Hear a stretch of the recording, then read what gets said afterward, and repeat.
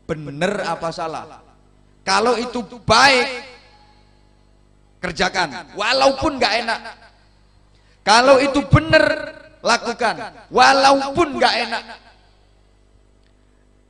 Kalau itu buruk, tinggalkan walaupun enak. Kalau itu salah, tinggalkan walaupun enak. Kelihatannya pada nggak ngerti. Emang agak susah sih ngomongin orang-orang yang IQ-nya rendah itu. Oke, saya ulang. Udah nggak saatnya lagi kita berpikir tentang enak apa nggak enak. Kalau enak mau, nggak enak nggak mau. Kalau enak semangat, kalau nggak enak males.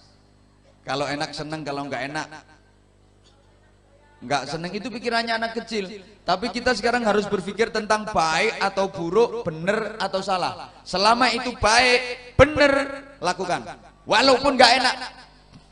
Selama itu buruk, salah, tinggalkan walaupun enak. Kalau kita udah bisa kayak gitu, kita akan bisa menikmati bener, menikmati baik. Dimana baik dan bener itu nikmatnya lebih dahsyat daripada enak. Contoh, kalau nggak dikasih contoh ya nggak paham. Soalnya kelihatannya cantik-cantik tapi on.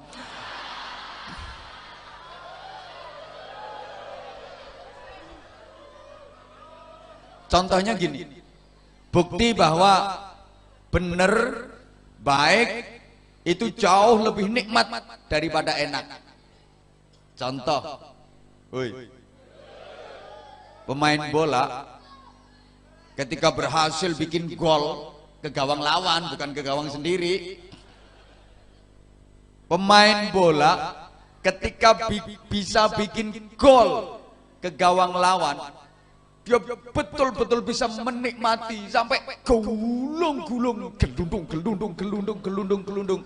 karena yang dilakukan benar dan baik. Dia nggak melakukan pelanggaran, nggak offside, nggak melakukan kesalahan. Yang dilakukan benar, yang dilakukan baik, nggak ada pelanggaran, nggak ada offside. Maka begitu dia berhasil mengegolkan bola itu ke gawang lawan, gol, dia betul-betul merasakan nikmati sampai gulung-gulung gak karuan. Mohon maaf bapak makan sate, seenak-enaknya sate, habis makannya paling ya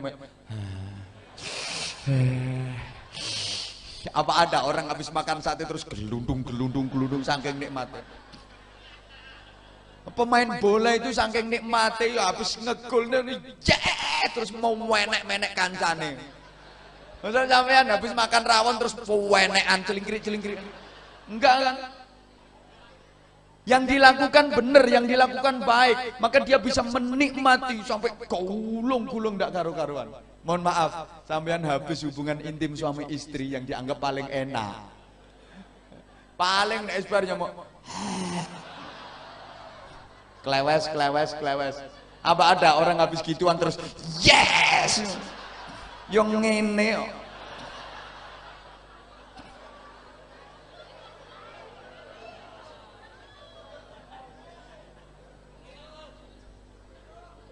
Allahumma sholli ala Muhammad. Sehingga para jamaah rahimakumullah, untuk itu modal utamanya pertama kita harus mempunyai kesehatan zahir batin. Mudah-mudahan semuanya sehat walafiat. Karena sehat itu penting, karena sehat itu mahal, sehat itu berharga, sehat itu harus kita ikhtiari secara maksimal dan bahkan harus kita mohon kepada Allah dalam bentuk doa. Salul afiyah ba'dal yaqin. Kalian semua mintalah diberi kesehatan setelah kalian punya keyakinan, setelah kalian punya keimanan. Mintalah kepada Allah, mohonlah kepada Allah agar diberi kesehatan setelah kalian punya keyakinan dan keimanan. Kenapa demikian? Karena sekuat apapun iman seseorang, sehebat apapun iman seseorang, kalau dia nggak sehat, kalau dia sakit-sakitan, maka ibadahnya nggak akan bisa sempurna. Misalnya imannya kuat, imannya hebat, tapi sakit-sakitan, nggak mungkin bisa pergi haji, menggerikan. Imannya hebat, imannya kuat, tapi nggak sehat, sakit-sakitan. Ya kadang-kadang puasa aja nggak mampu, zakat nggak mungkin bisa, orang nggak kerja, nggak punya duit, nggak punya penghasilan, apanya yang mau dizakatin? Iman hebat, iman kuat, tapi nggak sehat. Ya qiyamul lail nggak bisa sempurna, zikir, sholawat, baca Al-Quran nggak mungkin betah lama, wong geriken-geriken. Apalagi sehat tapi nggak punya iman. Nah ini jadinya the coach look.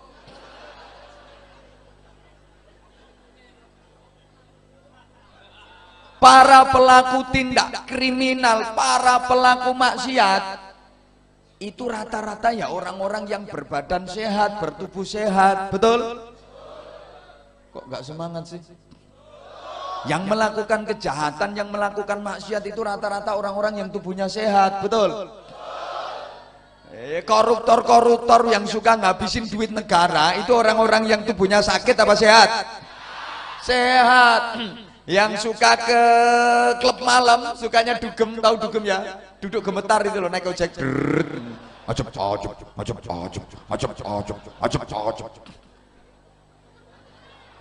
Itu orang yang tubuhnya sakit apa sehat? Sehat. Yang suka teler. Itu orang-orang yang tubuhnya sakit apa sehat? Sehat. Yang suka main judi itu orang-orang yang tubuhnya sakit apa sehat? Ibu-ibu yang suka ngomelin suami itu rata-rata yang tubuhnya sakit apa sehat? Nah itu orangnya jawab sendiri ya itu. Sehat tapi nggak punya iman, malah rusak.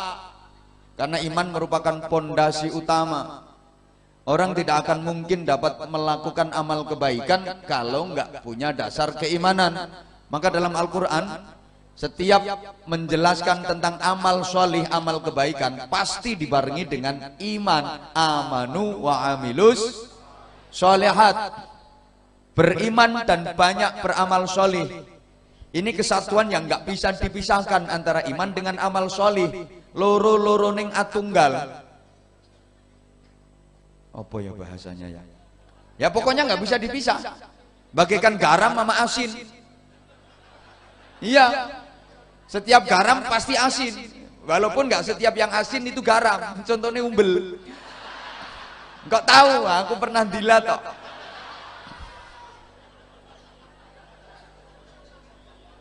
Amanu wa amilus solihat, ini nggak bisa dipisahkan. Beriman dan banyak beramal solih. Artinya orang yang beriman itu pasti amalnya solih.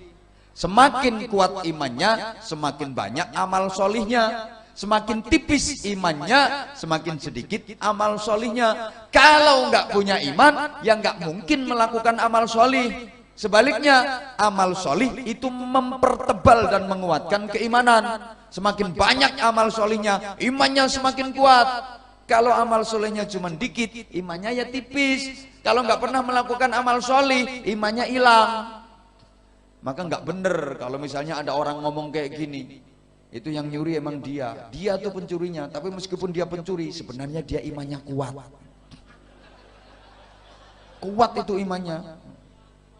Lah kalau imannya kuat ya nggak mungkin nyuri. Kenapa dia nyuri? Ya karena nggak punya iman.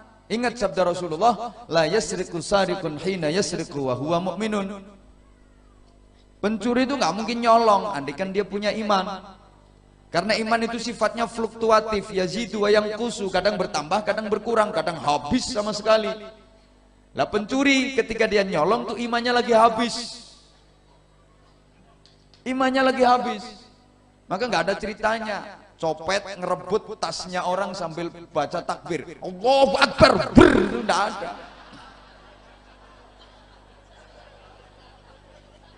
Nggak ada perampok mau beraksi kok terus baca nawaitul ngerampoka lillahi ta'ala, nggak ada. Wala yazni zanin hina yazni wa huwa mu'minun. Orang nggak mungkin berbuat zina andaikan dia punya iman. Kok dia sampai berbuat zina waktu itu imannya lagi hilang. Makanya nggak ada orang mau zina kok tawasul dulu, nggak ada. Adinda Londe yang aku cintai, sebelum kita melakukan proses perpetinggiringan ini, marilah kita awali dengan sama-sama membaca suratul Fatihah. Mudah-mudahan perpetinggiringan ini dibarokai oleh Allah Subhanahu wa Ta'ala.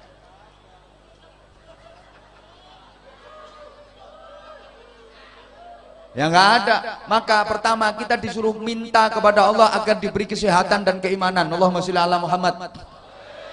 Berdoa ini perintah Allah, maka asal kita berdoa diijabah apa enggak diijabah, tetap kita udah dapat pahala. Dan Allah udah janji kok, setiap kita berdoa pasti diijabah sama Allah. Allah udah janji, ud'uni astajib lakum. Kalau enggak diijabah itu berarti ada yang konslet. Cuman Allah dalam mengijabah doa itu kadang-kadang tidak sesuai dengan yang kita inginkan, dikasih dalam bentuk lain. Kita maunya A tapi sama Allah dikasih B, tidak sesuai dengan keinginan kita. Kenapa? Karena menurut Allah yang terbaik buat kita bukan A tapi B. Andaikan kita dikasih A malah celaka. Halo, contohnya kayak gini, punya anak kelas 2 SD, minta dibeliin motor. Bapak lagi banyak duit, kira-kira dibeliin apa enggak, Pak? Ya enggak lah. Bukan berarti Bapak enggak sayang anak, bukan berarti Bapak enggak cinta anak. Justru karena cinta, justru karena sayang. Bapak paling tahu persis yang terbaik buat anak itu bukan sepeda motor. Dikasih, tapi bukan motor. Kasih sepeda ontel, sepeda gunung itu. Karena kalau dikasih motor, anak masih kelas 2 SD beliin motor, dinaikin di jalan raya, brus, ya anakmu, malah mencelakakan. Maka mohon maaf, kadang ada orang berdoa, ya Allah jadikan aku orang kaya, ya Allah berikan rezeki yang banyak, ya Allah. Rata-rata warga sini kalau berdoa kan begitu, minta kaya. Aku belum pernah ngedengar ada orang berdoa, ya Allah berikan aku rezeki sedikit aja, nggak ada. Mesti minta rezeki yang banyak, minta jadikan orang yang kaya raya kayak gitu. Tapi kok ya pancet melarat. Ini bukan berarti doa kita nggak dijabah sama Allah. Diijabah, tapi dikasih dalam bentuk lain. Karena menurut Allah yang terbaik buat Anda itu bukan kaya, tapi miskin. Soalnya potonganmu bila didadakno sugih mesti meleki. Nggak meleki ya sombong ora betahi wong. Melaku gak gelem diluk wis nek sugih mesti ndegek terus. Allah ngerti yang terbaik buat sampean itu miskin. Soalnya kok nek sampean dikei donya akeh dadi wong sugih, gak kuat keberkahan donya malah pilek.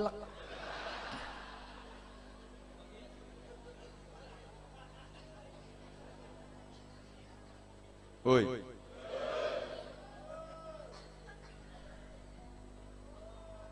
Kadang ada orang ngomong gini, katanya Allah tuh sayang sama orang Islam, katanya Allah ku cinta sama orang Islam. Tapi buktinya rata-rata di dunia ini yang kaya dikasih rezeki banyak itu malah orang kafir-kafir itu. Cino-cino sing ora Islam sugih-sugih kabeh.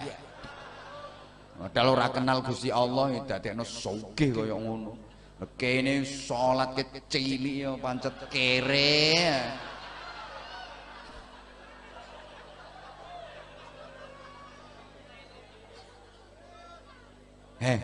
Itu tandanya sampean malah disayang sama Allah.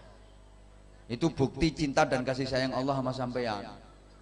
Gini loh, kasih tahu sampean. Allah itu udah kadung janji. Siapa yang melakukan kebaikan dibalas sama Allah dengan kebaikan. Siapa yang melakukan kejelekan dibalas juga sama Allah dengan kejelekan. Gak peduli itu orang mukmin, gak peduli itu orang kafir. Di dunia ini melakukan kebaikan dapat balasan. Ada orang mukmin melakukan kebaikan di dunia ini dibalas sama Allah.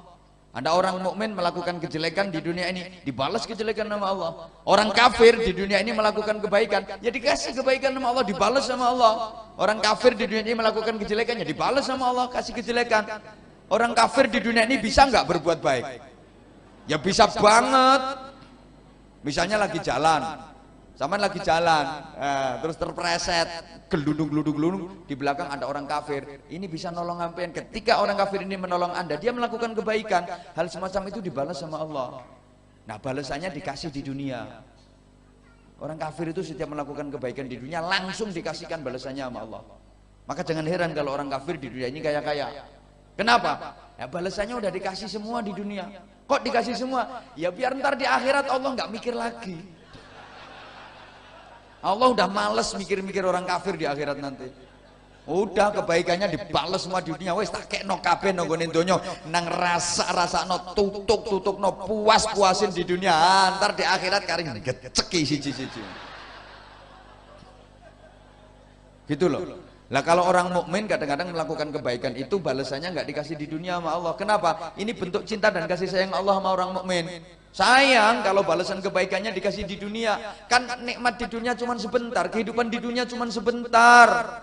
Ya kalau orang kafir biarlah dinikmati, dipuas-puasin di dunia cuma sebentar aja. Nanti di akhirat yang kehidupan selama-lamanya the nyonyor and the nyenyek. Lah kalau orang mukmin melakukan kebaikan kadang nggak dibalas sama Allah di dunia. Kenapa? Allah sayang sama orang mukmin. Allah cinta sama orang mukmin. Sayang kalau ini dikasih di dunia, nanti merasakan nikmat, merasakan bahagia cuma sebentar. Udah, nggak tak kasih di dunia, disimpan aja, kasihkan nanti di akhirat. Sementara di dunia miskin nggak apa-apa, ntar di akhirat kaya raya. Nanti di surga akan dikasihkan semua kenikmatan itu, kehidupan yang bahagia selama-lamanya. Ini sengaja saya sampaikan, tujuan saya untuk menghibur sing melarat-melarat itu. Nah, alhamdulillah bisa ketawa orangnya. Nah, akhirnya kan mikir, makanya aku tiga melarat. Kan di dunia cuma sebentar, miskin sebentar, besok di akhirat di surga kaya raya, dikasihkan semua di sana. Tapi orang yang terlalu cerdas kadang-kadang masih ngebantah. Lah kalau memang pahala orang-orang mukmin, balasan orang mukmin itu dikasihkan di akhirat, lah itu kiai-kiai, ustadz-ustadz itu kok kaya-kaya semua itu. Katanya balasannya dikasih di akhirat. Gini bro, kalau kiai kok kaya, lah itu soalnya kiai itu tabungannya akhirat kan udah banyak.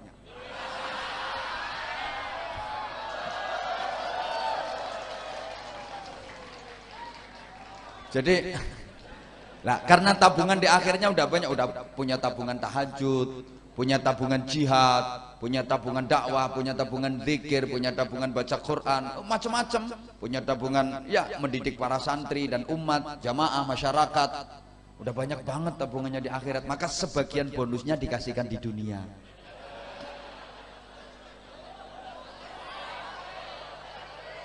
Maka jangan heran kalau kiai itu ya nggak kelihatan kerja apa, tapi kehidupannya kok ya gitu ya, rumahnya bagus, punya mobil bagus, istrinya juga cantik. Rata-rata kiai itu istrinya cantik. Di dunia ini yang beristri cantik itu 3. 1 pejabat tuh rata-rata istrinya cantik. Yang kedua orang kaya itu tinggal pilih, istrinya rata-rata cantik. Yang ketiga kiai, rata-rata kiai itu istrinya cantik. Ada kiai kok istrinya nggak cantik, nasib. Ya nasib lah. Orang kiai itu hiburannya ya cuman istri itu, nggak ada hiburan lain. Hiburannya cuman istri, ngelek bisa nih nasib. Mau cari hiburan apa? Mau main biliar ya nggak pantas. Kiai mau karaoke ya nggak pantas. Hiburannya cuman istri, jelek lagi. Nasib. Tapi nanti di akhirat diganti yang luar biasa, gitu loh. Nah, lah kok kiai di dunia hidupnya enak? Ya sekali lagi itu bonus. Tabungannya di akhirat udah banyak. Lah nek sampean itu kan nggak begitu banyak tabungan di akhirat. Nah kalau dikasihkan semua di dunia, nanti di akhirat dapat apa? Ya, tapi yang namanya berdoa terus. Nah, berdoa itu nggak harus pakai bahasa Arab, jangan salah. Emang kita diajari berdoa pakai bahasa Arab, itu afdhalud doa bil lughatil arabiyyah kalau kita bisa. Tapi kalau nggak bisa ya nggak harus dipaksa-paksa pakai bahasa Arab. Apa dikira doa yang paling ampuh, yang diijabah Allah itu doa yang pakai bahasa Arab? Kalau emang kayak gitu, yang paling manjur doanya, yang paling mustajabah doanya ya orang Arab dong. Enggak, dipikir doa yang paling mustajabah yang dikabulkan Allah itu yang pakai bahasa Arab, ngomong bahasa Arab, kayak pernah hidup di Arab 900 tahun.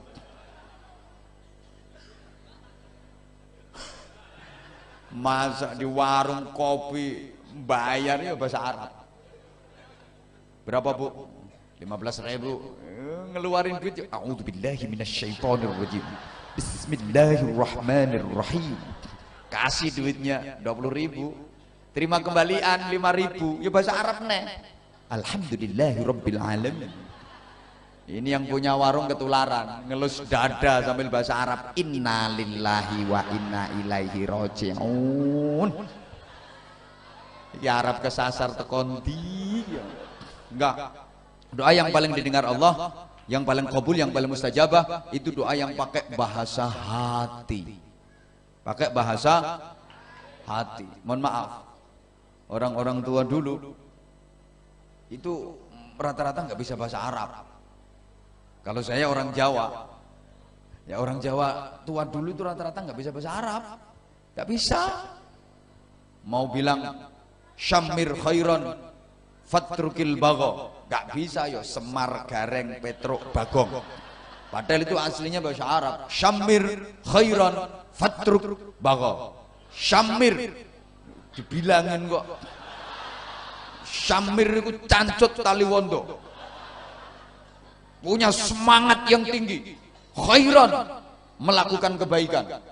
Fatruk, tinggalkanlah al-bagho, kelacutan dan kesesatan. Ngono, semangat melakukan kebaikan, tinggalkan kejelekan.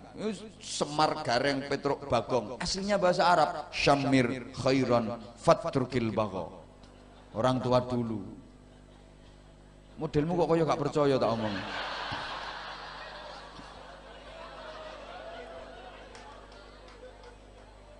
Lah iya toh. Mau bilang afwun, angel ya apem.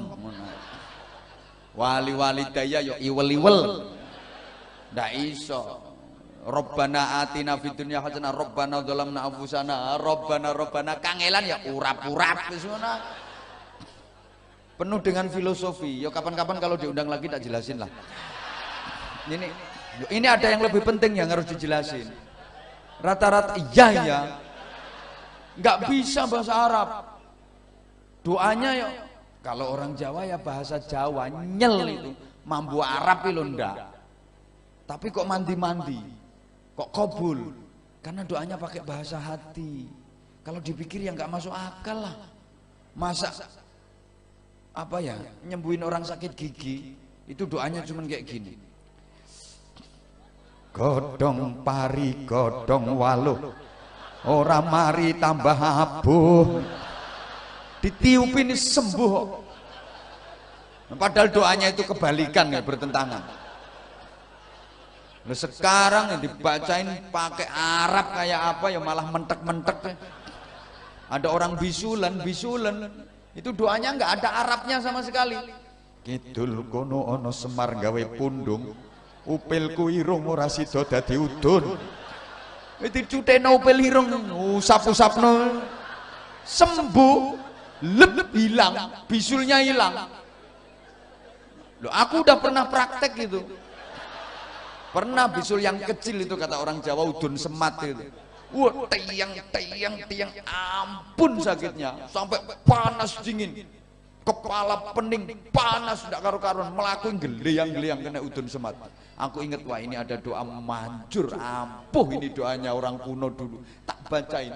Kidul kono ono semar gawe pundung, upil kuirung ora sida dadi udun. Tak cutekno, adek pas beler dadi yo oleh akeh lah enak.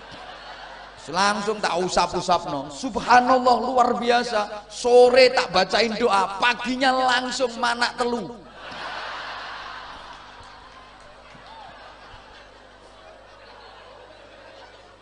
Sorry ya, dulu misalnya lagi punya hajat, ada acara, hujannya deres. Ini kepingin terang hujan ini, kepingin reda, nggak usah panggil pawang hujan, apalagi dukun, enggak. Dibaca doa, doanya yo ndak ada Arabnya sama sekali, nyel Jawa. Langite ora sida udan, udano mek sak uyuh jaran. Hujan yang dulunya lebat, kerucuk tinggal keracak, ya kayak uyuh jaran. Lep, mampet, reda wis nggak hujan. Pernah aku. Wong aku lek ngerti-ngerti tak coba mesti. Lagi ceramah hujan. Lumayan deres. Waduh ini kacau ini. Ngaji mesti kacau kalau udah hujan. Tak bacain Fatihah. Insya Allah Fatihahku ya lumayan fasih. Bismillahirrahmanirrahim. Begitu sampai waladhdallin. Subhanallah. Tambah deres. Kok kalah sama yang cuman langite ora sida udan. Udano mek sak uyuh jaran. Bahkan Rasulullah mengajarkan doa itu yang simpel, ringkes, tegas, mentes, nggak usah terlalu panjang. Kadang doa itu 2 buku dibaca semua. Yang amin itu angkat tangan sampai capek. Ya awalnya sih tinggi ngangkat tangannya amin, amin semangat. Ya, udah kelamaan dikit ya, turunin tangannya amin. Tangannya turun suaranya jadi rendah. Amin.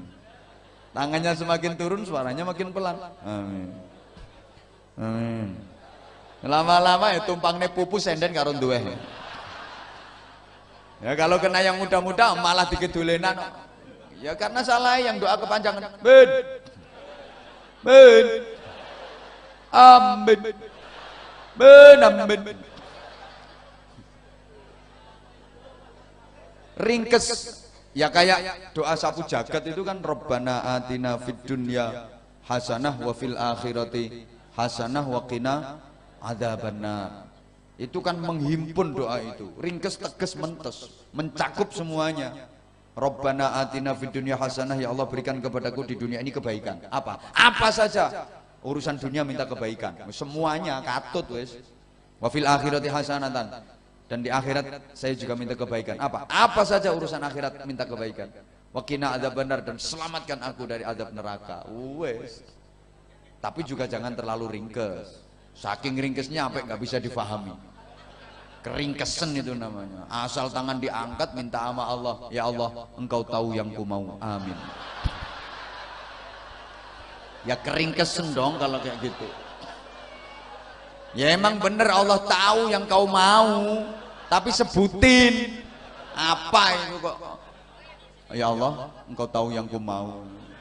Keringkesen. Atau terlalu detail, terlalu panjang, terlalu detail, itu juga nggak bagus. Kesannya mendikte Allah. Allah didikte.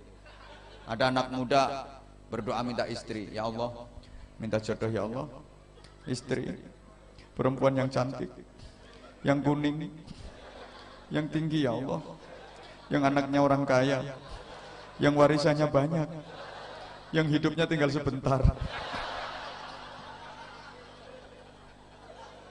yang ayu ya Allah, yang tinggi badannya 176, ukuran BH-nya nomor 67 ya Allah. Iku sak pira sing diwadahi. Allah didikte. Atau doa kesannya ngatur Allah. Ya Allah, aku cinta banget sama dia ya Allah. Aku nggak bisa hidup tanpa dia ya Allah. Kalau memang dia jodohku, dekatkan ya Allah. Kalau memang dia bukan jodohku, jodohin dong. Si Allah diatur.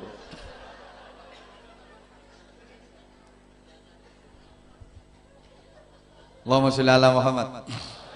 Nah, sehat itu maka meliputi 5 hal: fisik, psikologis, sosial, kultural, dan spiritual. Understand?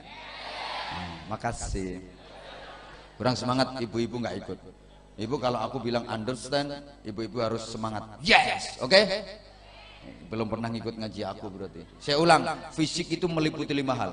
Sehat itu meliputi 5 hal. Sehat zahiran wa batinan, meliputi 5 hal. 1 fisik, kedua psikologis, ketiga sosial, keempat kultural, dan kelima spiritual. Understand? Makasih. Kenapa sih ketika aku bilang understand ibu-ibu harus yes? Kan understand itu bahasa Inggris dari 2 suku kata under dan stand. Under artinya di bawah, stand artinya kan berdiri. Jadi kalau yang di bawah udah berdiri, ibu-ibu harus yes gitu.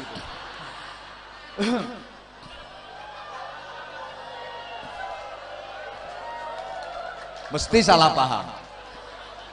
Artinya kalau rakyat yang di bawah udah berdiri menyampaikan aspirasi dan aspirasinya bener, nah yang di atas harus yes. Ngono lho.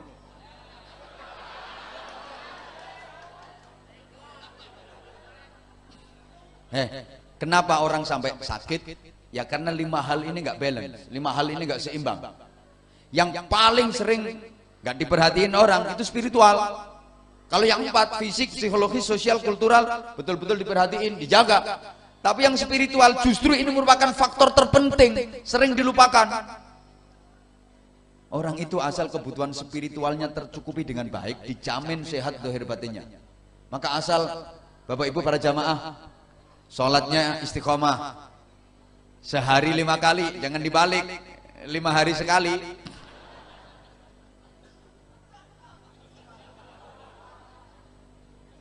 Gara-gara urusan kerja, alasan sibuk lah, yang mestinya sholat sehari 5 kali dibalik jadi 5 hari sekali, digabung-gabung lagi. Ya aneh aja niatnya. Usolli fardhu subhi wal dhuhri wal asri wal maghribi wal isya'i oplosan lillahi ta'ala. Sholatnya dioplos. Asal sholat istiqomah, zikir rajin, ngaji semangat, sholawat rajin, sedekah terus, dijamin gak akan sakit-sakitan. Kayak malam hari ini subhanallah, saya betul-betul mencium aura syurgawi. Ini yang datang ini calon-calon ahli syurga. Nanti Bapak Ibu di akhirat ke syurga kalau jadi. Ya kalau jadi.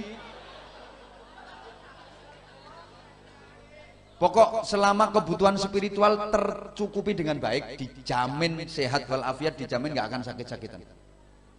Bener. Subhanallah Bapak Ibu, ternyata 80% penyakit itu sumbernya dari hati. 80% penyakit itu sumbernya dari hati. Penyakit yang bersumber dari makanan itu cuma 20%. Saya tahu persis karena saya dibilangin orang. Ya dikasih tahu sama orang. Saya punya temen dokter, dokter itu duduk genderuwo. Aku dikasih tahu bahwa ternyata penyakit itu sumbernya yang 80% itu dari hati. Dari makanan cuma 20%, sehingga akhirnya saya termasuk orang yang nggak setuju kalau ada orang punya sakit tertentu, punya penyakit ini, menderita penyakit ini terus makan dibatasi. Gara-gara sakit ini nggak boleh makan ini, nggak boleh makan itu, nggak boleh makan begini, nggak boleh makan begitu, nggak boleh makan model ini, nggak boleh makan model itu. Saya nggak setuju. Kenapa?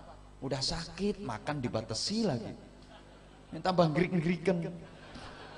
Orang sakit itu butuh asupan gizi, butuh vitamin malah dibatasi. Nggak apa-apa sebenarnya, nggak ada larangan dan pantangan tuh nggak ada. Selama tidak berlebihan. Yang nggak boleh itu kalau berlebihan. Sakit apapun nggak ada pantangan. Aku berani kok ditokno karo dokter sapa ae wani. Soalnya ya nggak mungkin itu terjadi ngono. Nggak ada pantangan, nggak ada. Yang nggak boleh itu kalau berlebihan. Jangankan orang sakit, orang sehat ya kalau berlebihannya bahaya. Betul? Coba kalau ini kita mau pakai resepnya Rasulullah, dijamin nikmat, dijamin sehat. Dengerin, ini urusan Departemen Perbadokan. Kalau urusan makan, itu resepnya Rasulullah gimana? Jangan makan sebelum lapar, berhentilah makan sebelum kenyang. Mesti nikmat, mesti sehat. Kita kan enggak. Kita tuh belum lapar udah makan, sekalinya makan pasti kekenyangan. Malah ini gampang loro. Modelmu kok gak percaya tak omongnya. Ini serius. Kadang-kadang prihatin saya. Ada suami istri habis datang di acara pesta, hajatan, pernikahan. Habis itu makan prasmanan. Runtung-runtung suami mau ngambil sate, ditampel sama istrinya. Jangan itu. Enggak boleh. Ingat penyakitmu. Akhirnya enggak jadi ngambil sate. Pindah mau ngambil kikil. Ya dilarang lagi. Kikil juga nggak boleh. Ingin cepat mati? Nggak jadi, pindah lagi. Mau ngambil soto, apa itu? Apa itu? Soto yang nggak oleh. Akhirnya suaminya kan jengkel, mbuh mambuh, barang-barang gak oleh. Kan aneh kan, dulu waktu muda nggak punya duit, nggak bisa beli. Sekarang ada makan gratis, dilarang. Aneh kan. Akhirnya si suami ini kena diabetes, kolesterol, kena darah tinggi. Bukan karena sate, bukan karena kekel, bukan karena soto, tapi karena jengkel sama istrinya itu yang bikin dia sakit. Makanya nggak usah dibatesin bu, harus disupport, apalagi udah tua, butuh gizi. Jawa ngarani gerang segere kari arang-arang, ngono saya dibatesi. Eling bojomu ku lho, ngambekan ping 3 watuk ping 9 ngono. Makan dibatesi lagi, bu, nggak usah dibatasi. Syukuri nikmat Allah itu untuk dinikmati. Allah kasih anugerah itu untuk dinikmati, asal tidak israf, tidak berlebihan, dan tidak dimubadzirkan. Nggak apa-apa, nggak apa-apa, bener nggak apa-apa. Nikmat Allah itu untuk dinikmati. Kita itu jangan hanya sibuk mencari sampai nggak sempat menikmati. Rugi hidup kayak gitu, hanya sibuk nyari tapi nggak sempat menikmati. Karena ada orang yang kayak gitu, sibuk cari makan tapi nggak sempat makan sendiri. Ada kayak penjual nasi pecel, sibuk ngeladenin orang beli, ngelayanin orang beli, dia sendiri nggak sempat sarapan. Ya nasi pecelnya habis, tapi setelah itu diberangkatkan ke rumah sakit, opname, nggak sempat sarapan. Hanya sibuk mencari, nggak sempat menikmati. Rugi bro. Maka mohon maaf bapak, kalau duitnya banyak dinikmati pak, beli mobil yang bagus, biar ya perjalanannya lancar, dinikmati, enak, dinaikinya juga enak, suspensinya juga enak, perjalanan juga terasa nikmat. Nah, jalan berlubang nyemek gledek gitu. Duit banyak, duitnya lo 7 miliar, tuku mobil yang rego 12 juta. Duit 7 miliar beli mobil harga 7 juta, di starter enggak kena. Kelekek, starter mana? Kelekek, kelekek. 29 kali loh lagi kena.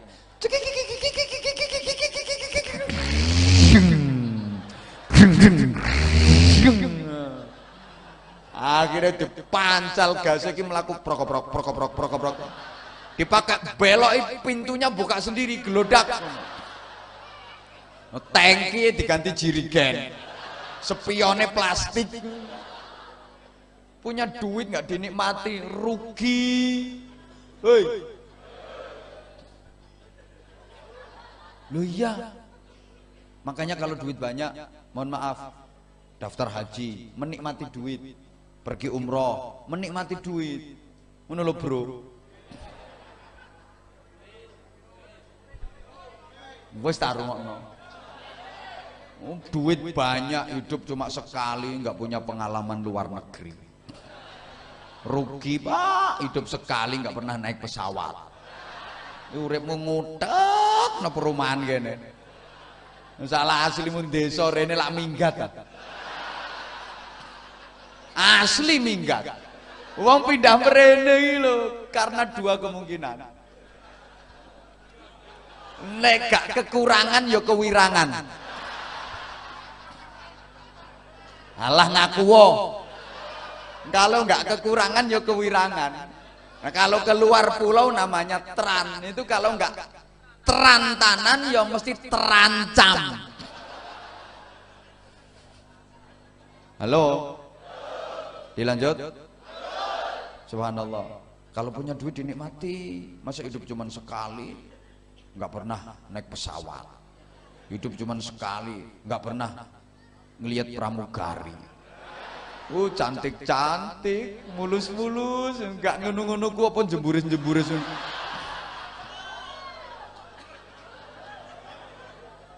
Pak, ya Allah, Apa sih artinya memiliki segalanya kalau nggak bisa menikmatinya? Percuma. Percuma. Kadang-kadang punya duit sampai triliunan, yang dinikmati cuma ratusan ribu, rugi.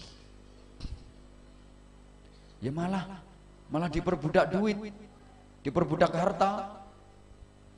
Kan hidup ini yang penting bukan apa dan berapa yang kita dapatkan, tapi apa dan berapa yang bisa kita rasakan. Hidup ini bukan tentang apa dan berapa yang kita miliki, tapi apa dan berapa yang bisa kita nikmati. Percuma mendapatkan kalau nggak bisa merasakan. Ingin dapat jabatan, ingin dapat kedudukan, berhasil didapatkan, tapi nggak bisa merasakan, rugi. Kepingin jadi anggota legislatif, kepingin jadi anggota dewan, usaha dilakukan, duit dibagi-bagi, kampanye sana sini, saudara-saudara, sampai selebaran visi misi beredar di mana-mana, foto baliho dipajang di mana-mana, sampai dipaku di pohon biar rela jadi penunggu pohon, rela jadi penunggu jembatan. Begitu dia dapatkan jabatan itu, 3 bulan masuk penjara gara-gara kasus korupsi. Itu kan mendapatkan tapi nggak bisa merasakan. Hidup ini bukan tentang apa yang kita miliki, berapa yang kita miliki, tapi apa yang bisa kita nikmati, apa yang bisa kita berapa yang bisa kita nikmati untuk kita syukuri. Percuma punya segalanya nggak bisa menikmatinya. Punya TV gede, lebar, 1000 in, tapi mata belek nggak sembuh-sembuh, kan nggak bisa nonton TV. Mending TV kecil tapi mata sehat, dipentelengi sewaktu-waktu bisa. Kursi aja harganya 950 juta, tapi pantat bisulen terus, bokong udunen gak waras-waras, kayak iso lungguh. Mending kursi dari bambu, pakune deng serong ngati dilunggui, bokongnya kecantol ngati berdarah-darah, tapi kan sehat toh. Besok berani duduk lagi walaupun kecantol lagi. Percuma Pak punya istri cantik semok, tapi istrimu tiap hari anyang-anyangan terus. Nggak kena diule-ule. Ya mending nggak begitu cantik tapi sehat, sewaktu-waktu bisa digunakan. Ini sengaja saya sampaikan untuk menghibur yang wajahnya jelek-jelek itu. Ya artinya ibu kalau dikata-katain nama suami udah jelek, bawel, cerewet, nggak usah ngebantah, santai aja, biarin jelek, yang penting nggak anyang-anyangan.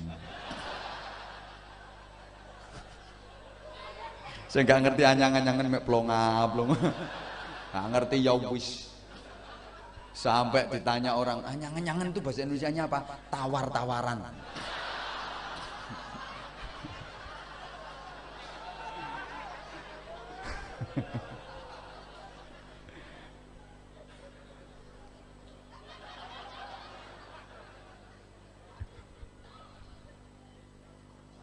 Hidup ini untuk dinikmati jemaah sekalian, tapi dengan cara yang benar. Jangan salah pentasarufannya, cari harta ditumpuk-tumpuk nggak bisa menikmati, rugi, mati gak dibawa. Kan sebanyak-banyaknya orang punya harta, ketika mati nggak ada yang dibawa. Penjual helm tuh helmnya banyak banget, tapi mati nggak ada tuh yang pakai helm. Bakul helm ora ono, mati helman ora ono. Ya lucu aja. Kadang aneh, cari duit dikumpulin dapat banyak, beliin tanah, cari lagi kumpulin dapat banyak, beliin tanah, cari lagi kumpulin dapat banyak, beliin tanah. Dia lu nggak sempet nikmati duitnya, nyari terus sampai ke Gere Bengkong. Tanahnya emang luas tapi dia nggak bisa menikmati duitnya. Lihat orang kayak gitu mesti resik tanahnya timbang raine. Tanahnya terawat bersih tapi raine rumbuk ono model. Ya kayak gitu.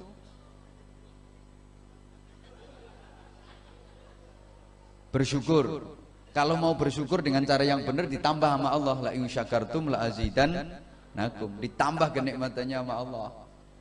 Tapi awas kalau kufur, wala in kafartum inna adzabi lasyadid. Allahumma shalli ala Muhammad. Ibu bapak jamaah rahimakumullah, kenapa orang sakit berikutnya yang kedua? Karena banyak mengeluh. Mohon maaf, kaken sambat, dikit-dikit mengeluh, dikit-dikit mengeluh, ada masalah dikit, waduh, wah gimana, wah, waduh gimana, ada masalah dikit, wah, aduh gimana, wah, aduh gimana, ada masalah dikit aja, wah, aduh gimana, ngeluh terus. Itu yang bikin ya mudah sakit, hidupnya nggak enak. Halo. Nah, sekarang ini zamannya makin parah. Orang itu dikasih sedikit dia mengeluh, dikasih banyak dia selingkuh. Nggak boleh. Bapak ingat, sehebat-hebatnya bapak nggak akan ada artinya tanpa doa istri.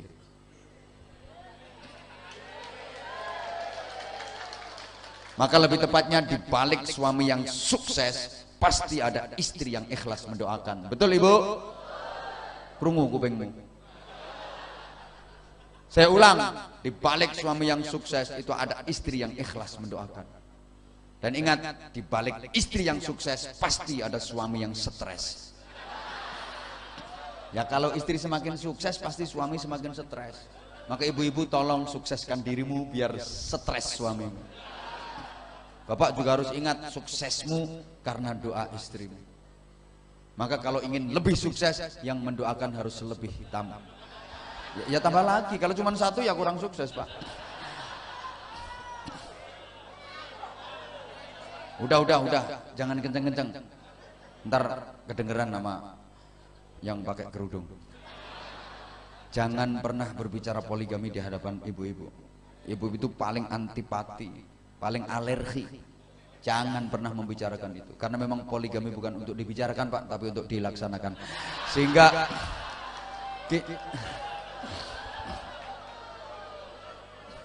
berikutnya berikutnya kenapa orang itu gampang sakit, kenapa orang itu hidupnya susah? Karena dia nggak pandai bersyukur.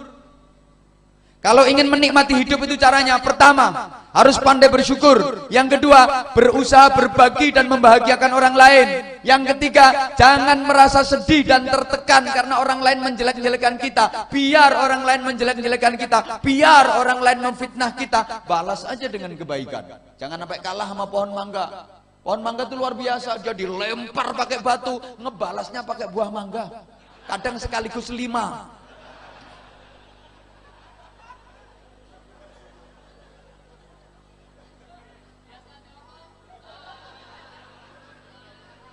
Lakukan ibadah dengan istiqomah. Lah emang kayak gitu. Rasulullah seperti itu, disakitin kayak apapun, Rasulullah tetap membalas dengan kebaikan. Maka ketika ditanya, ya Rasulullah siapa orang yang baik itu? Rasulullah menjawab, Al-Muhsin, orang yang baik itu man ahsana man asa'a. Orang yang membalas kebaikan terhadap orang yang berbuat jahat kepadanya. Diperlakukan jahat oleh orang lain, dia ngebalas dengan kebaikan. Itu memang betul-betul orang yang baik. Kenapa begitu? Ya, orang yang baik itu nggak bisa membalas dengan kejelekan, itu nggak bisa. Meskipun orang lain berbuat jahat kepadanya, dia tetap aja membalas dengan kebaikan. Kenapa? Dia nggak bisa membalas dengan kejelekan, karena dia sudah benar-benar baik, sehingga dia udah nggak punya simpenan kejelekan. Mulane nek balas ya apa yo gak duwe simpenan elek. Oh, arep balas elek nganggo apa? Gak duwe elek pisan. Gak duwe simpenan. Maka kalau ada orang yang kelihatannya khusyuk, kelihatannya salate Allahu Akbar, tasbihne muter terus lambene umi-umi, bukan wiridan, ngapalno utang. Ngapalin utang. Tapi ketika diperlakukan jelek sama orang lain, disikapi jahat sama orang lain, ngebalasnya sama kejelekan, dia membalas dengan kejahatan. Itu belum orang baik, dia bukan orang baik. Sesungguhnya dia orang jelek, tapi dia pinter nyimpen kejelekannya. Kalau emang orang baik, meskipun diperlakukan jelek sama orang lain, difitnah sama orang lain, ngebalasnya tetap baik. Kenapa? Dia nggak bisa ngebalas jelek. Orang dia nggak punya simpenan kejelekan. balesnya ya apik. Kayak Rasulullah sallallahu alaihi wasallam. Subhanallah, Rasulullah itu ya beda dengan nabi-nabi yang lain. Sehingga Rasulullah itu afdalul mursalin, paling utama-utamanya para rasul, sayyidul anbiya, penghulu para nabi. Nabi-nabi yang lain itu kalau umatnya nakal, umatnya ingkar, umatnya kafir, ya dinasihati, dituturi sak keneke maksimal. Halo. Taman kok gak pati ngrungokno model. Nabi-nabi yang lain itu ketika umatnya ingkar, ketika umatnya kafir, ketika umatnya menentang, nggak mau iman, dinasihati semaksimal mungkin. Dinasihati nggak kena, dinasihati kok tetep aja kafir. Nggak no mati. Iya, nabi-nabi yang dulu kan gitu. Ajak-ajak dakwah tentang tauhid la ilaha illallah, ajak-ajak keimanan. Ternyata banyak yang nggak mau. Ya terus ajak-ajak, terus dinasihatin, terus diupayakan secara maksimal. Gak kena, tetap kafir, tetap ingkar. Dongakno mati, dongakno dapat bencana, didoakan dapat musibah. Nabi-nabi dulu rata-rata begitu. Maka zaman dulu banyak bencana, banyak musibah terjadi. Itu gara-gara yang mengajukan proposal yang nabinya sendiri. Jadi akeh bencana, akeh musibah sing ngajono proposal nabine dhewe. Yang mengajukan proposal nabi sama Allah ya langsung di ACC.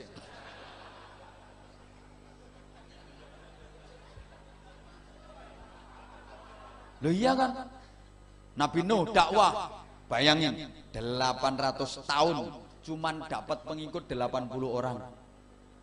800 tahun cuman dapat pengikut 80 orang. Ya udah penuh kesabaran. Telaten, sawabar, nakal dituturin, nakal dinasihati, kafir dinasihati, ingkar dinasihati, melawan, menentang dinasihati, udah kayak gitu. Lama-lama habis kesabarannya. Entean sabar, dongakno mati. Rabbi la tadar 'alal ardi minal kafirina dayyara innaka in tadarhum lam yalidu illa fajiran kaffar. Ya Allah, karena kalau engkau tinggalkan satu orang saja kafir di muka bumi ini, dia akan mana anak yo kafir, putune kafir, tahu wes tambah akeh wong kafir. Pun ya Allah, hancurkan mereka, binasakan mereka, turunkan azabmu kepada mereka, habisi mereka semua. Nabi Nuh sing njaluk. Ya langsung Gusti Allah melakukan pemutihan. Uang sing kafir-kafirnya lunas. Nabi-nabi dulu gitu gayane. Iya gayane ngono. Nabi Musa yuk dakwah, ajak-ajak iman. Umatnya malah nentang. Dongakno udan getih, gerocok-gerocok hujan darah. Tobat kami iman kapok. Didongakno Nabi Musa bencanane ilang. Gelem iman, enggak lama kafir meneh, ingkar meneh, dongakno ya Allah udan kodok. Krotok hujan iki kodok katak iki. Ngono gayane nabi-nabi biyen.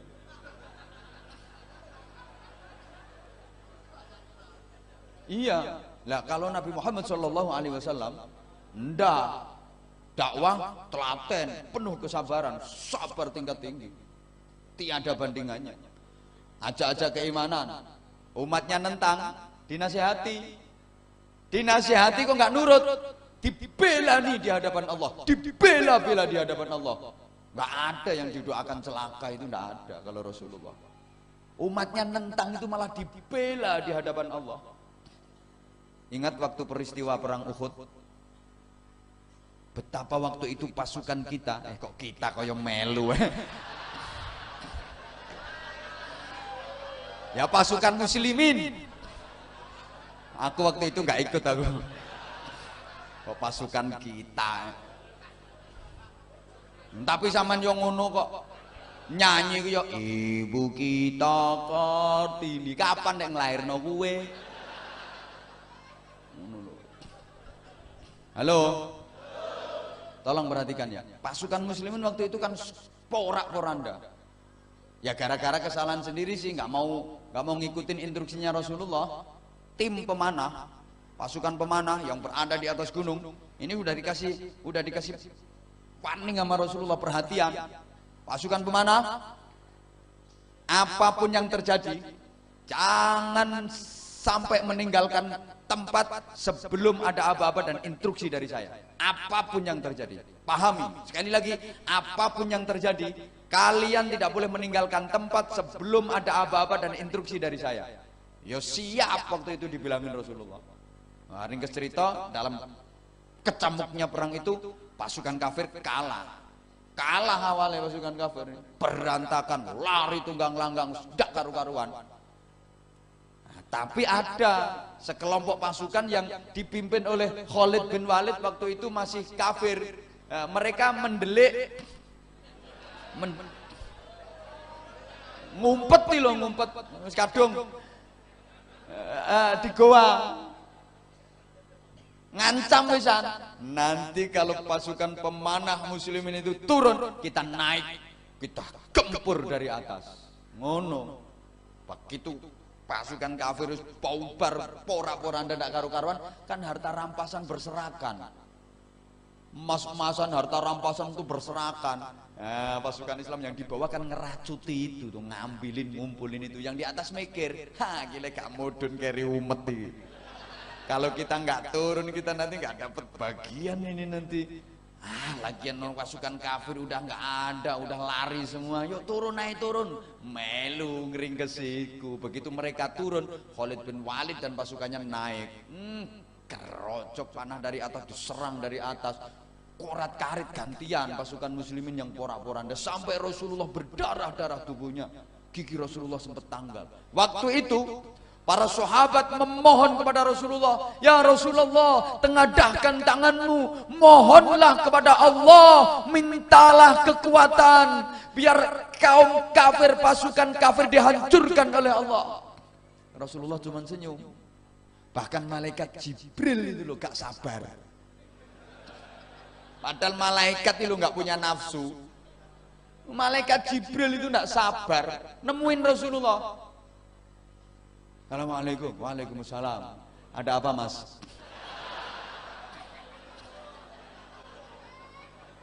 Yo memudahkan pemahaman gitu loh, biar mudah difahami. Tapi Rasulullah yang enggak kok ada apa mas, yang enggak. Yo biar mudah difahami. Kan aku sadar yang aku omongin kan orang-orang yang kurang begitu cerdas. Jadi kayak aku gitu loh. Ada apa mas? Mohon izin. Izin apa? Itu gunung mau aku angkat. Terus ya tak jerit nunggone pasukan kafir itu. Saya lempar ke mereka pasukan kafir biar hancur semua. Terus Rasulullah bilang, mas, rungokno toh, mas, itu perintah Allah apa karepe sampean dhewe mas? Ya karepku dhewe. Sorry mas, aku lagi nggak butuh bantuanmu. Kalau yang nyuruh Allah ya karuane. Kalau memang itu yang nyuruh Allah ya karuane, aku manut itu perintah Allah. Tapi lek karepe sampean dhewe, kalau ini mau sampean sendiri mas, sorry mas, aku lagi nggak butuh bantuanmu. Ngono Kanjeng Nabi. Coba sampean lagi terdesak terus ditawarin kayak gitu. Mohon izin, gunung aku angkat, lempar ke mereka. Yo, giyetno ae ngono. Ben gepeng kabeh ngono. Rasulullah enggak. Jangan Jibril, jangan. Lah kalau ini dilempar ke sana, dijeret nelak mati kabeh. Dan mati kabeh terus umatku sopo? Jarno urip, biarkan mereka hidup. Mereka enggak mau iman, siapa tahu nanti anaknya mereka yang mau iman, tak telatenane. Bapaknya gak kena, ibunya gak kena, mbok menawa anaknya kena. Siapa ngerti bapaknya nggak mau iman, ibunya nggak mau iman. Siapa tahu nanti anaknya mau iman. Tak telatenane wong potongannya kayak manaan kok.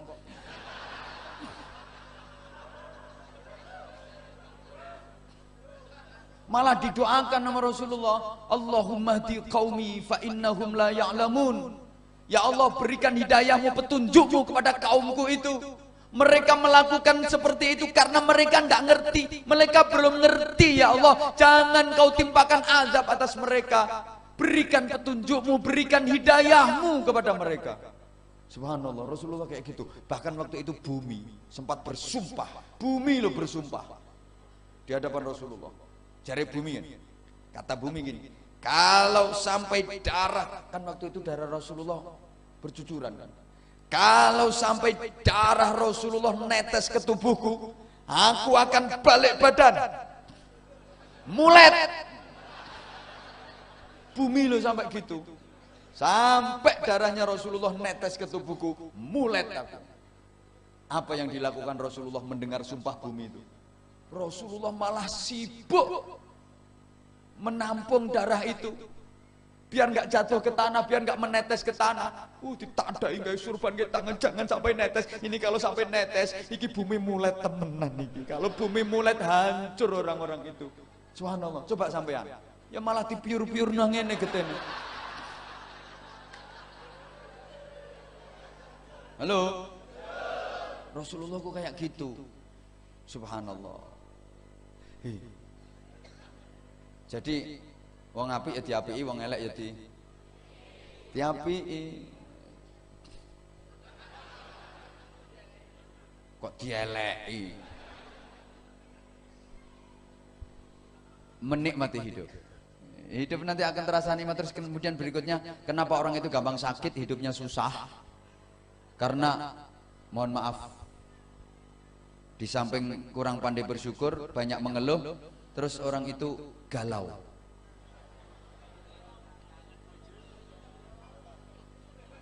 God always listening and understanding. Sekali lagi, God always listening and understanding. Makasih, semakin kelihatan goblokmu. Jadi mohon maaf kalau dibilang goblok nggak boleh marah, karena hakikatnya manusia itu emang goblok. Yang pintar cuman Allah, hakikat ilmu milik Allah. Ketika manusia dianggap berilmu dan pintar, karena waktu itu dia sedang berada dalam hidayah Allah, dalam bimbingan Allah. Andai kan nggak berada dalam bimbingan Allah, ya goblok. Makanya ketika dibilang goblok nggak usah marah, emang aslinya manusia itu goblok. Yang pintar cuman Allah, ilmu cuman milik Allah. Ketika manusia dianggap punya ilmu dan dianggap pintar, waktu itu emang dia berada dalam bimbingan Allah, dia dalam hidayah Allah. Kalau nggak gitu ya goblok. Maka aslinya manusia itu goblok. Apapun jabatannya aslinya goblok, apapun pangkatnya itu manusia aslinya goblok. Yang datang di sini ini semua aslinya goblok. Yang ceramah ini juga. Makasih. Jadi ini ceritanya malam ini ada orang goblok ngomongin orang yang lebih goblok. Para goblok-goblok sekalian yang saya hormati,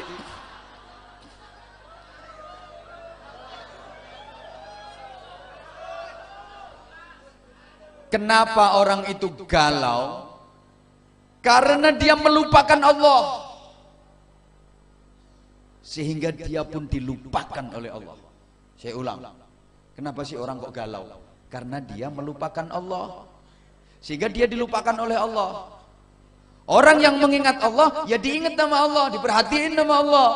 Orang yang melupakan Allah, juga dilupakan nama Allah. Fadhkuruni adhkurkum washkuruni wala takfurun. Berzikirlah kalian kepadaku, aku akan menzikiri kalian. Bersyukurlah kalian atas nikmat-nikmatku, jangan kalian mengkufurinya. Gitu loh. Kalau kita zikir ke Allah, Allah juga zikir ke kita. Untuk mudah dipahami kayak gini. Aku tuh apa kata kamu? Ya kalau kamunya ingat aku, akunya juga ingat kamu. Kalau kamu sering ingat aku juga sering ingat kamu. Kalau kamu terus saja ingat aku juga akan terus saja ingat kamu. Kalau kamu selalu ingat aku juga selalu ingat kamu.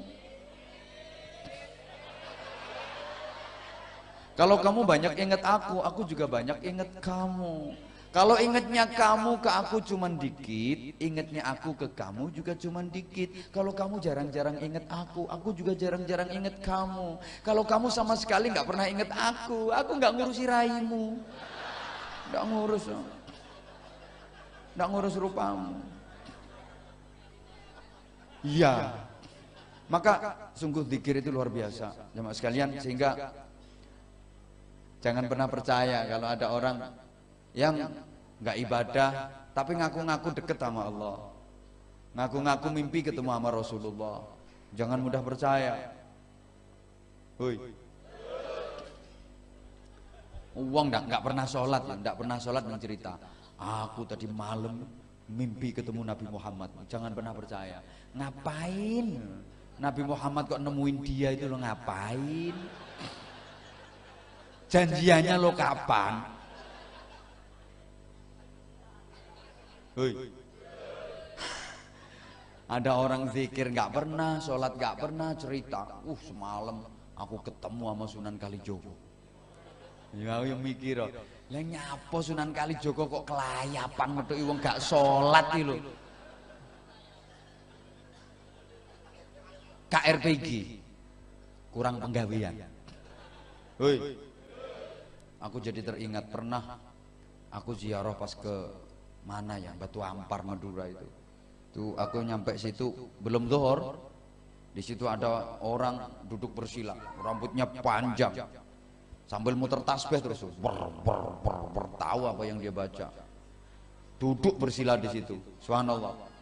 Begitu azan zuhur, dia tetap aja duduk di situ, nggak sholat. Aku memang kebetulan lagi sengaja istirahat di situ agak lama. Ada yang perlu dilakukan. Sampai azan asar, dia tetap aja duduk di situ, nggak sholat asar. Sampai azan maghrib masih di situ dia, nggak sholat maghrib. Isya nggak sholat. Mosok jamak kok langsung papat. Sholat jamak langsung pati aturannya sopo. Aku mikir berarti nggak sholat. Habis isya lagi ngopi bareng sama aku. Ngopi bareng, waktu ngopi bareng tuh dia cerita, alhamdulillah saya riadohnya udah berhasil. Aku ya penasaran, kok udah berhasil, emang dapat isyarah apa, dapat alamat apa? Aku udah ketemu sama Nabi Khidir. Semakin penasaran aku, ketemunya di mana? Dia ngomong di pom bensin, di SPBU. Ketemu di mana? Cara tanan kan ning pom. Jadi ketemu Nabi Khidir no SPBU. Aku yang mikir, nah nyapa Nabi Khidir no SPBU? Masa Nabi Khidir kentekan solar?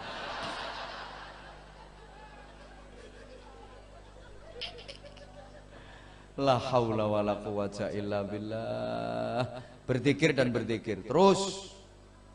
Orang kalau berzikir pasti diperhatiin sama Allah. Sampai Rasulullah membandingkan masalul dzakir wa ghairi dzakir kamasalil hayyi wal mayyit. Perumpamaan orang yang mau berzikir dengan orang yang tidak mau berzikir itu ibarat perbandingan orang hidup dengan orang mati. Yang mau berzikir hidup, yang nggak mau berzikir mati. Ayo nyaut. Sing gelem zikir berarti hidup, yang nggak mau zikir berarti mati. Coba ibu-ibu seneng yang mati apa seneng yang hidup? Hah? Ibu pilih yang mati apa pilih yang hidup? Hidup. Bapak-bapak masih hidup? Misalnya Bu, misalnya ada dua orang laki, ibu suruh milih satu. Yang satu ganteng, tinggi besar, gagah, tegap, atletis, kuning kulitnya, sauntu-untune. Banyak duitnya, kaya raya, tapi mati. Yang satu udah dekil, jelek, pendek, kelek kecut, ngentutan, gak gablek duwe, tapi urip. Ibu pilih yang mana? Gak milih? Ya rondo. Modal wajah cuman kayak gitu nggak milih. Kasih pilihan nggak mau milih. Pilih mana Bu? Nggak dua-duanya. Rondo. Ibu tak ajarin Bu, pilih yang hidup walaupun jelek. Lumayan kena gue seret-seretan.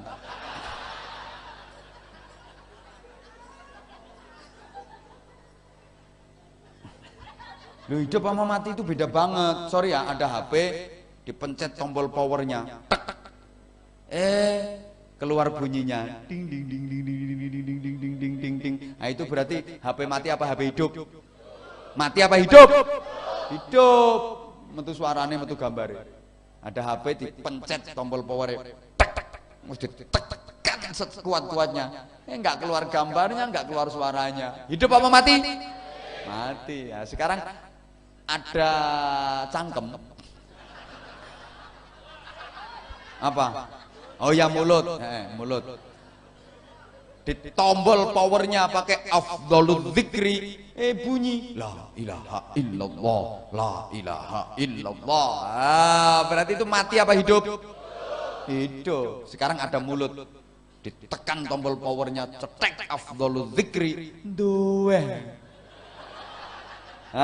Itu berarti mulut hidup apa mati? Yang kenceng dong jawabnya. Ada orang warga perumahan sini, pagi-pagi jam 4 dini hari, dipencet tombolnya pakai as-salatu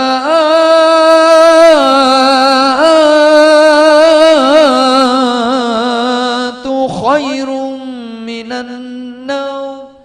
Langsung bangun, cerekal, wudu, jurantal, berangkat salat jamaah ke masjid. Mati apa hidup? Hidup. Sip. Ada warga perumahan sini, sama pagi jam 4, dipencet tombolnya as-salatu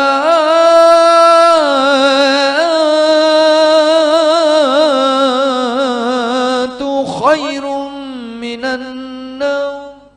Malah kelon. Hidup apa mati? Masuk mati iso kelon. Ya kelihatannya hidup tapi sesungguhnya mati. Itulah bangkai jalan-jalan. Padahal kita sesungguhnya sering seperti itu, betul?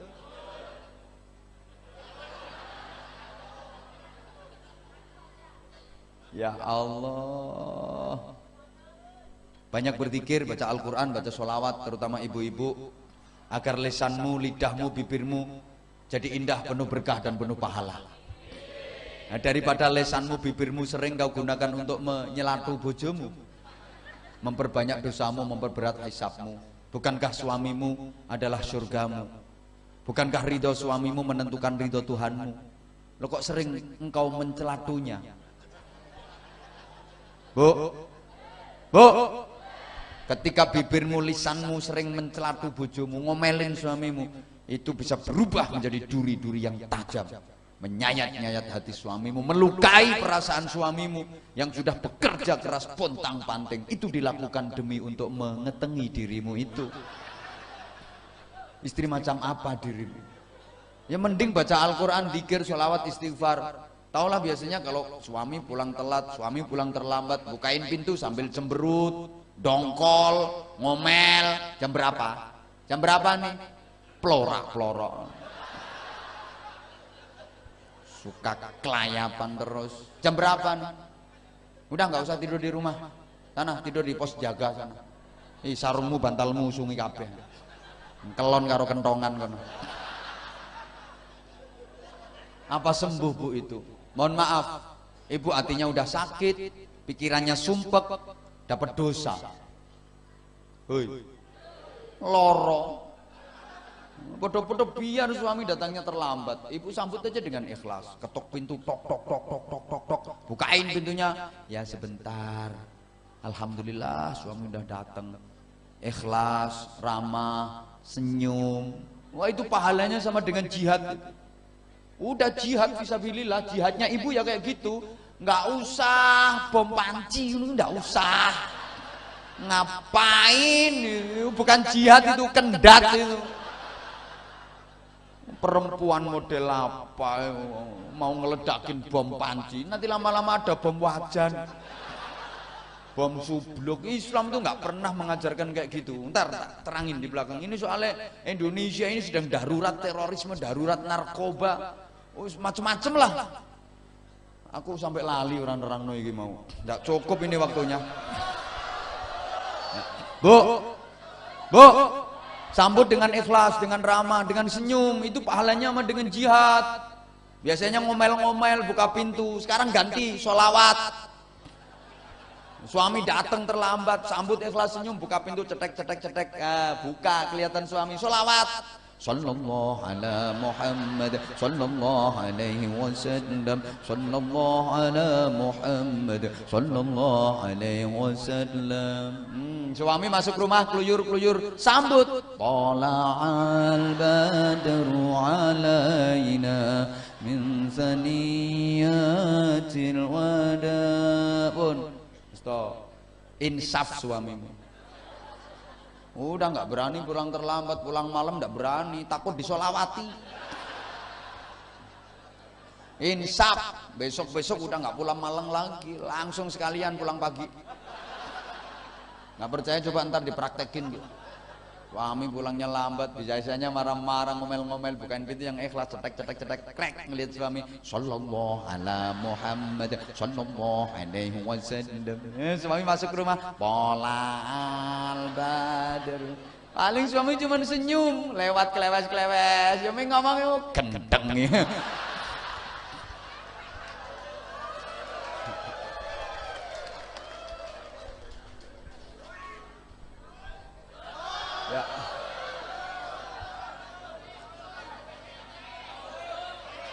Iya. Hadapi hidup ini dengan senang, hadapi hidup ini dengan gembira. Hidup cuma sekali, ngapain disusah-susah? Biar orang lain punya prinsip hidup ini ada dua. Ada senang, ada susah. Kita nggak usah kayak gitu. Prinsip kita hidup memang dua, tapi bukan senang sama susah. Senang sama senang banget.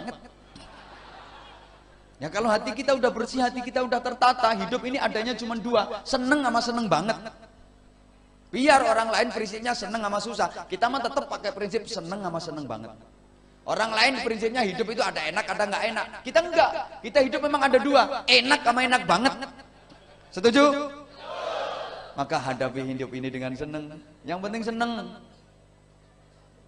The power of smile, the power of mind, the power of heart. Subhanallah. Makasih.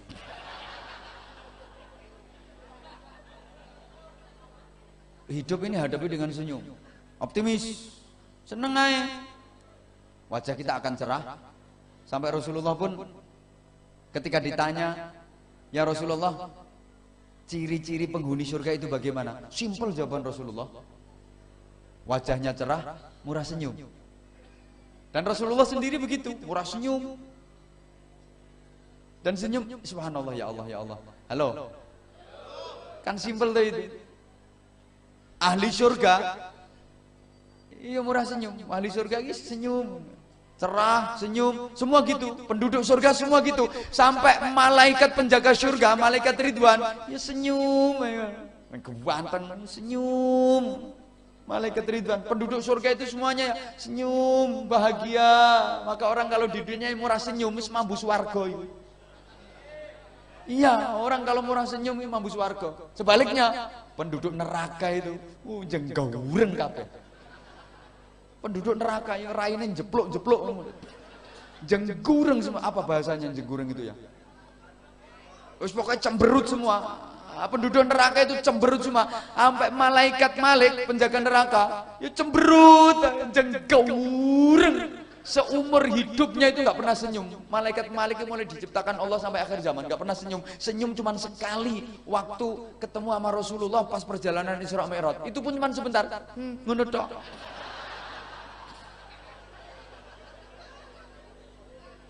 Habis itu ya cemberut terus sampai akhir zaman. Malaikat Malik. Makanya uang nontonnya neng jenggawureng cemberut asli uang ngono kuwi mambu neraka wisan. Sorry ya, secantik apapun perempuan kalau cemberut jelek. Nggak percaya coba ibu cemberut tau mecucuan terus bercermin ngoco. Nek perlu difoto. Ketokno lambene tok. Mesti well. Halo. Ya Allah ya Karim. Subhanallah. Senyum itu ternyata subhanallah mempunyai beberapa kekuatan. Pertama, bukti bersyukur. Orang tersenyum hatinya bahagia, bukti bersyukur. Yang kedua, senyum itu bukti optimis. Orang-orang sukses itu orang yang optimis. Orang-orang sukses di dunia ini adalah orang-orang yang optimis, menatap masa depan. Husnudzan billah min husnil ibadah. husnudzan kepada Allah, yakin akan kekuasaan Allah, yakin akan mendapat anugerah dan keberhasilan, kesuksesan dari Allah. Itu adalah termasuk ibadah yang terbaik. Orang-orang sukses itu orang-orang yang optimis. Aku bisa, aku bisa, aku bisa. Orang pesimis itu pasti gagal dalam hidupnya. Karena orang optimis itu ibarat orang mau melangkah, ibarat orang mau jalan. Halo. Orang optimis itu pasti gagal dalam hidupnya. Karena orang pesimis, orang pesimis itu ibarat orang yang udah mengubur sebelah kakinya sebelum melangkah. Mau jalan kok kakinya dikubur sebelah. Oh, kayak aku ini nggak mungkin bisa pergi haji sampai mati kayak iso haji. Kayak aku ini nggak mungkin bisa hafal Quran. Ya nggak mungkin bisa hafal lah, dia pesimis. Yang ketiga, senyum itu bernilai sedekah. Tabassumuka fi wajhi akhika laka shadaqatun. Senyummu kepada saudaramu itu bernilai sedekah. Maka jangan diremehkan. Walaupun cuma senyum itu menjedetkan lambe. Nilainya sedekah. Jangan pernah meremehkan amal kebaikan yang kelihatannya kecil. Kadang dalam amal kebaikan yang kelihatannya kecil, di situ terdapat ridha Allah. Itu yang bisa mendatangkan rahmat Allah. Jangan pernah diremehkan. Masuk masjid, udah nggak ada jamaahnya, udah selesai sholat jamaah, zikir, wirid, doa udah selesai, nggak ada orang, kipas angin masih muter aja, wugu. Wah, ini ngabisin listrik ini, matiin, strike. Kelihatannya amal kebaikan kecil, tapi kadang itu yang mendatangkan rahmat Allah. Di situ terdapat ridha Allah. Ke tempat wudhu, nggak ada orang, ini kalau udah penuh airnya, melober kerannya, krocok, matiin, set. Ini jangan dianggap remeh, amal kebaikan kecil. Ini yang mendatangkan rahmat Allah. Kadang di situ terdapat ridha Allah. Masuk ke toilet, WC umum, di situ ada peninggalan orang lain. Mundung, disiram, krocok, bersih. Ntar kalau dipakai orang nyaman, jangan malah ditambahin. Nanggung cuman segini, tambahin.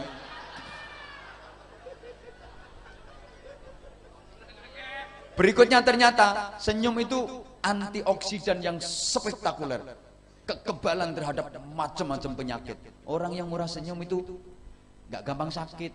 Orang yang murah senyum itu sehat pribadinya, gak gampang sakit. Gak percaya? Coba teliti tetangga-tetangga Anda. Teliti tanggomu. Wong sing grapyak, Semanak, Sumeh, Hajar, Serawung, modelnya itu akrab. Halo. Tanggomu sing gaureng delok.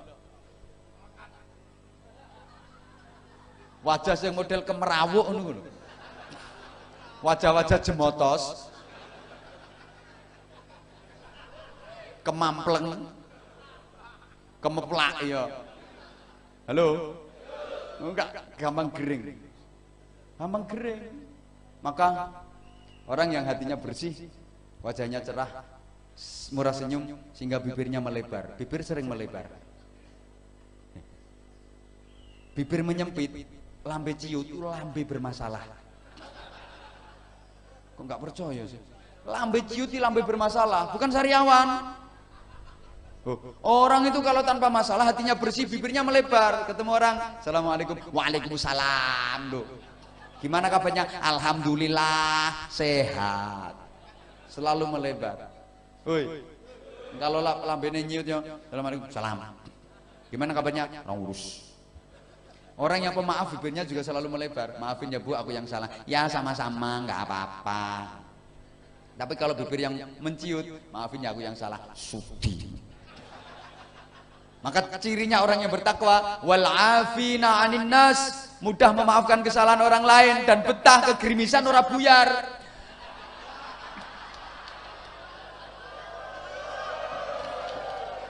Gimana? Apa langsung doa? Nah, ini masih baru sampai. Halo. Dilanjut? Ndi